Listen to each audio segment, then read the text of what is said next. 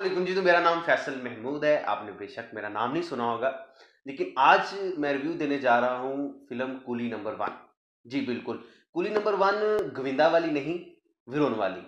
आपने इनके डायरेक्टर का नाम सुना होगा, जिनका नाम है डेविड धवन। इन्होंने गोविंदा जी को लेकर बहुत सारी फिल्में बनाई, लेकिन अब जो मैंने फिल्म देखी है कूली नंबर वन, उसका ट्रेलर देखा है, वेरी डिसअपॉइंटिंग।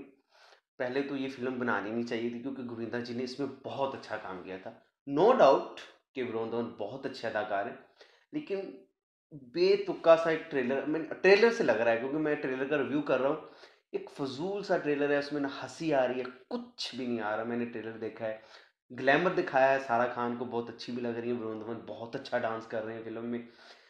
फिल्म की पिक्चराइजेशन अच्छी हुई है, ट्रेलर अच्छा बना है, लेकिन जो पंच है ना, पंच लाइन्स बहुत ही कमज़ोर है, क्योंकि हंसी नहीं आ रही थी।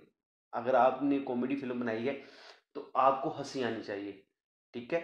तो डेविड धवन जी का नाम आपने सुना होगा। इन्होंने बहुत फिल्में बनाई हैं गोविंदा को लेकर, और भी बहुत अच्छी फिल्म बनाते हैं, लेकिन ये जो इन्होंने फिल्म बनाई है अपने बेटे को लेकर, क्योंकि इनके पास पहले से ही इनके राइट्स मौजूद थे, क्योंकि ये पहली फिल्म भी इनकी थी, उन्होंने अपने बेटे को कास्ट किया और उठा के फिल्म बना दी।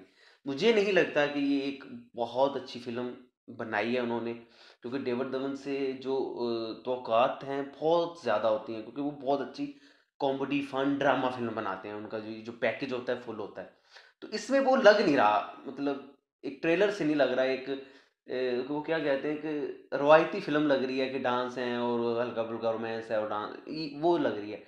फुल कॉमेडी फिल्म मुझे नहीं लग रही, क्योंकि जो इन्होंने पंचेस डाले हैं बीच में ट्रेलर को उठा के, जो इन्होंने बनाया है, वो बिल्कुल मज़ा नहीं आया। बाकी आप देखें और बताएं कि आपको इसका ट्रेलर कैसा लगता है। Thank you.